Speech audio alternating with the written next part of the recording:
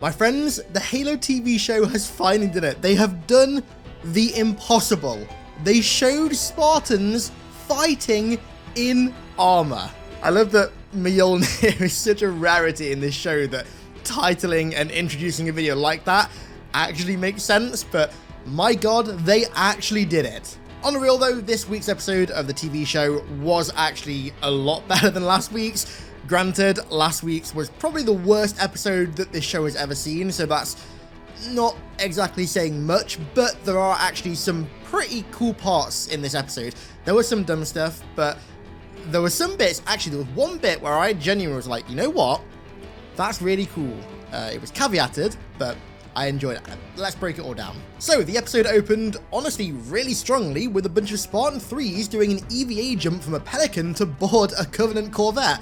Where was this? Like the entire rest of the season. This is really, really cool. This entire scene did a really good job at showing how much more expendable the Spartan 3s are compared to the Spartan 2s. You can literally see them getting picked off in orbit as they're going to the ship. And then as well, when they board the Covenant ship and they're moving through the corridors, a load of them are starting to get picked off as well. Although I've got to say, one caveat that I have here is it pertains to other things in this episode. I don't know why the Covenant ships, well, I don't know why this show in general, but the Covenant ships in particular are so colorless and like desaturated. Like this, I said this like 1 or 2 episodes ago, but this does not look like the interior of a Covenant ship to me at all. It looks like, honestly, like a Foreigner ship. If you told me this is a Foreigner ship, I'd be like, okay, fair enough, but it's not. It's a Covenant ship.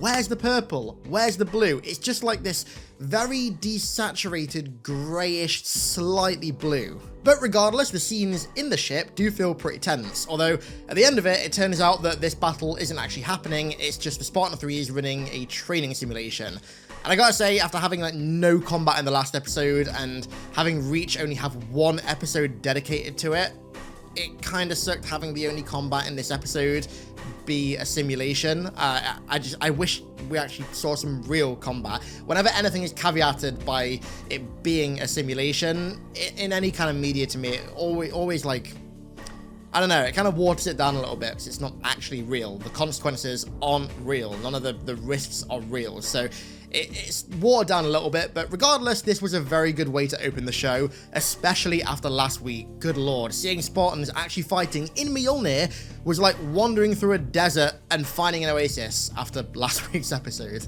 When the Spartan 3s get out of the simulation, it turns out that, as we knew from the last episode, Kai is the one training them, and if you didn't already believe it, this episode absolutely solidifies it, that Kai is taking the place of Kurt in the regular canon. So Kurt was the Spartan 2 who trained the Spartan 3s on Onyx with Mendez and everyone else, and well, there's no Mendez, but there's Akaza now, and Kai is absolutely filling that role here.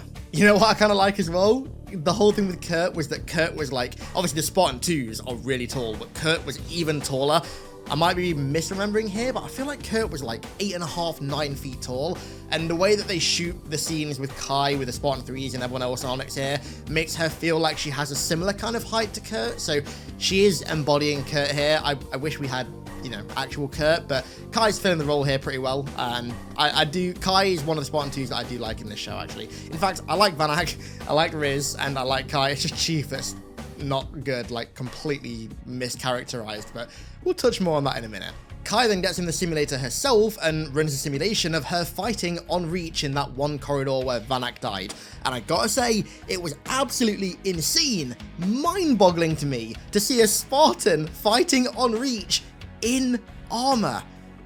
I thought that never happened. I thought armor wasn't a thing on Reach. It was just crazy seeing this. Of course, it was a simulation, but I don't know, just actually for once in this TV show, seeing a Spartan fighting on Reach in armor, even though the fighting goes on for like 5 seconds, was so real, to put it lightly. Okay, friendos, quick intermission. If you want to play Halo in true Flood style, then look no further than my own custom line of Flood-themed PCs made in partnership with Apex Gaming PCs. From the pure form build to the higher tier Gravemind and really powerful Primordial builds, there's a build here for any kind of gamer. And now that prices have been slashed by 30% site-wide, there's never been a better time to hit that link in the description and pick yourself one up. So all of the, I was gonna say like good guys, the allies, but they're not really that. They're like Chief, Soren, Quan, Halsey, Group. make it to Onyx, and they disembark whatever that ship is meant to be. And good news, guys, Quan's mystic visions have followed her to Onyx. Yay. We all wanted that storyline to continue, didn't we? Well, good for us, it is continuing. And Quan follows the visions of that old woman mystic from Sanctuary who is definitely dead. This is just some weird, blessed one. Oh, make it stop, please. It's one of those blessed one visions, and she leads Quan back to that, like, monitor Mario pipe from the first season, that, like, Mario pipe in the desert that the monitor came out of. She leads her into that, and she jumps down, and what do you know, there's a grav lift at the bottom that breaks her fall, and she meets Halsey down in some floor in a cave. We'll come back to this in a minute. Back up top, Chief starts fighting a bunch of the UNSC Marines, I think they are, or guards, or army troopers, something of that like, to distract them so that Soren and his wife can get away and find Kessler, because apparently we're still on that plot line. Great, we all love that one from the last episode, and also to distract them from Quan as well. And he takes a bunch of them down before being ambushed and overwhelmed by them. But I gotta say, like, I don't understand why they're so insistent in the show with giving, like, most of the characters weapons that aren't even in Halo. I was one of the few people who actually kind of liked seeing the Insurrectionists, at least, using AKs in that first episode. I thought that was fitting for the Insurrectionists, kind of scraping together whatever they can get, and it was also cool to see, like, a weapon from the modern day in Halo. Very rarely, very sparingly, but it was cool. It was like in Shadows of Reach, for example, where, I forget his name, there was that colonel, that general that had a Desert Eagle. It was a rarity, but it was cool. A bit like Ilsa Zane's 44 Magnum. You get the message, right? But I don't understand why they're so insistent on giving so many characters weapons that aren't in Halo. They gave the UNSC soldiers or whatever, or the Oni soldiers, whatever, some like weird like MP7 UMP hybrid thing. I honestly don't know if this is a real gun or not.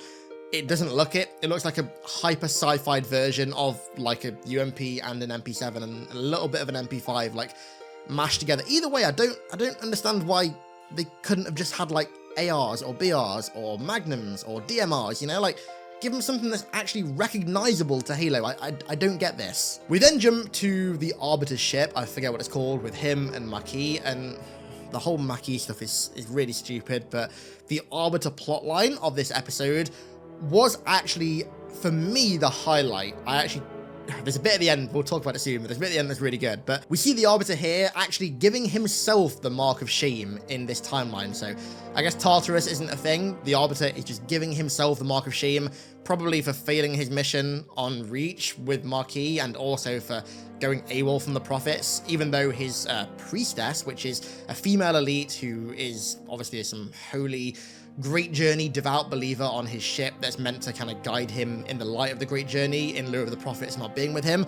So he gives himself the mark of shame, which was, it was kind of cool to see him at least get the mark of shame. I gotta say again, I mentioned this a few episodes ago, but the animation quality for the Elite's mandibles in particular, and like the facial animations, are like scarily good, like really, really, really good in the show. Props to whoever animated these, because they did a really good job. But again, I gotta say, at no point does this feel like the interior of a Covenant ship. I swear to God, whoever it was that designed the interior of these ships for the show has never seen the interior of a Covenant ship before. It doesn't look like it in like design, in silhouette, in color, none of it. Like, would it really hurt to have some of these walls be purple, or the floors, or just something? Like, the design of Covenant ships in the regular Halo canon has been pretty consistent throughout Bungie and also 343 for the most part, like mostly relying on purple with a little bits of like deep blue in there as well. This is just the same very monotone grey colour the entire way through, and I think this show in general really suffers from just being overly desaturated and lacking in colour in general. Like, you look at the Elites and also the Brutes, and also, you know, the Covenant in general. The Covenant in the games are highly varied in their colours and their armour, because it denotes their rank and everything, whereas in this weird, peculiar timeline, colours just don't really seem to exist. I don't understand. Like, all the Covenant are wearing like the exact same coloured armour. Maybe there's like a very slightly like visible and highly desaturated red stripe on the Arbiter's armour or something, but for the most part, it's all just grey. I wish they'd give the Covenant and just that architecture some color. Going back to Onyx, Chief is captured by Oni security or whatever, and then we meet this Oni operative again from the episode where Chief and Silver Team go to the Visegrad relay station. And I don't know, this seemed really out of character even for Oni. She starts to very smugly taunt Chief about Cobalt Team dying because of Oni's mistakes and their negligence on reachable places, which has just fallen humanity's most significant military stronghold. She's taunting the Master Chief about fellow Spartans dying on Reach, and it was their fault. I know Oni are like very clandestine, very shady, but this just seemed really out of character. This seemed like nothing that, like, even Ackerson wouldn't do this. Ackerson does not like Chief and Spartan 2s at all, nor Halsey. Literally, like, Halsey is his rival, and even then, I don't feel like Ackerson would do this. I don't understand why this character is, like, really smugly taunting Chief about Cobalt Team dying when she's acknowledging that he was right about the Covenant's presence, and it was just a weird scene. Back on the Covenant ship, it turns out that Marquis' Blessed One powers have faded, and whenever she touches the artifact, the big like polystyrene foreigner MacGuffin, she only sees dark now. She doesn't see visions or anything like that. But don't worry, apparently she can get those visions back if her and Chief touch the keystone, I think it was called, at the same time. They need to combine their Blessed One powers to find Halo. Oh, this Blessed One stuff, man, it's so bad. It's being used as a plot device, as a vector to move this, like, ridiculous, I can't even say these words, Master Chief and Marquis love story forward. You know, I always laugh when people call Halo 4 a love story, because it very blatantly isn't a love story, but this literally is, and it's like the most ridiculous form of it. This show would be a billion times better if there was never any Marquis, if the whole Blessed One thing was just not a thing, and if the Keystone didn't exist, right? That would take away from all the hyper-contrived find the Halo, win the war things. It'd take away this ridiculous Master Chief and Covenant spy POW love story thing.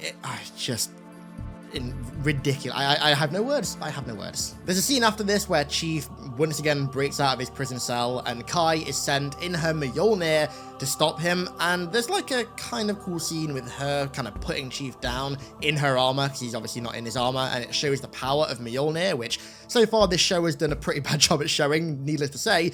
But again, like, I feel like the characterization of Chief in this show now is just irreparably destroyed. It is beyond repair at this point. Chief is so unlike Chief, it's not even funny. Vanak, Riz, and Kai, for the most part, I would say, feel like Spartan 2s overall, but that's been a mostly consistent thing throughout the entire show.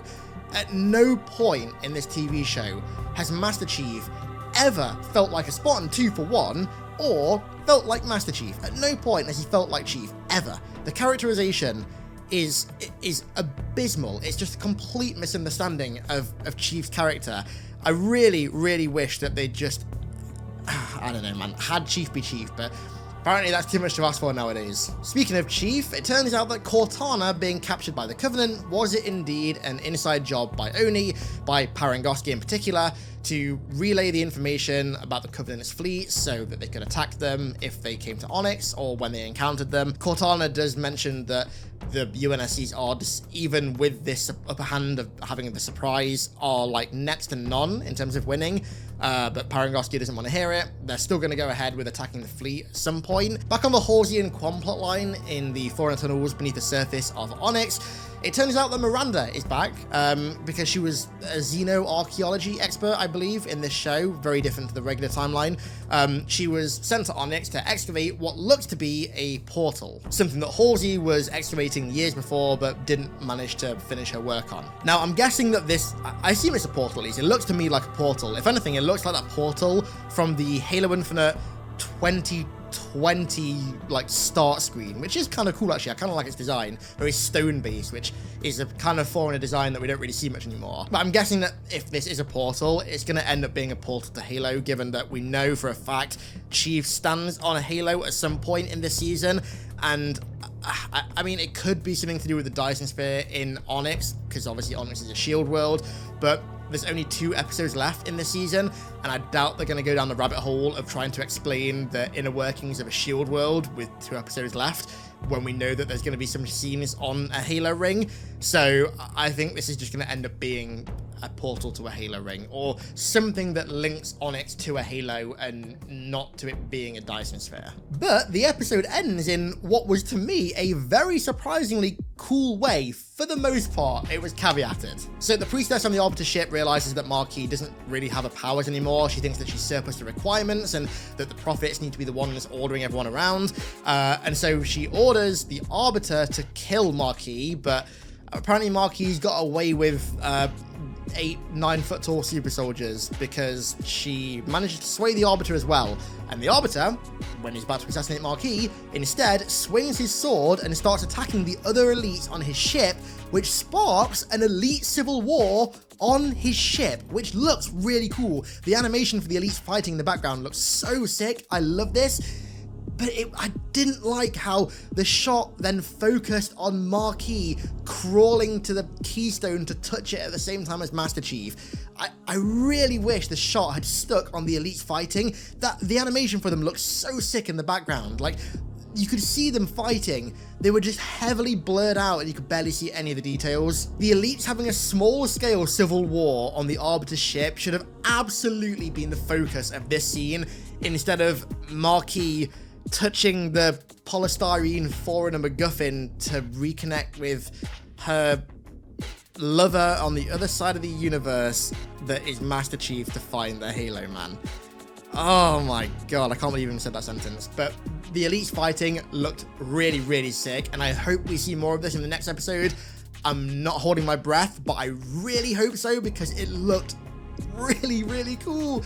I want an entire episode based around that. Literally nothing else. Give me a whole episode based around that civil war and the Arbiter basically betraying the prophets and going off on his own. I want to see that in an episode. Do something with that. Don't focus on this blasted one thing, but I think we're going to. But yeah, that was episode, what was it, 6 of the Halo TV show. It appears that Marquis now has created something of a love triangle between her, the Arbiter, and Master Chief. Well, okay, not really a love triangle, more like a love line where she's in the middle and the Arbiter's on one side and Chief's on the other side. What a strange show. But at least there were some actual cool scenes in this episode, unlike the last episode where there wasn't, I don't think, a single cool scene. So, you know, if you had to draw a line, we'd be trending slightly upwards. Ever so slightly, but it's something, right? It's something.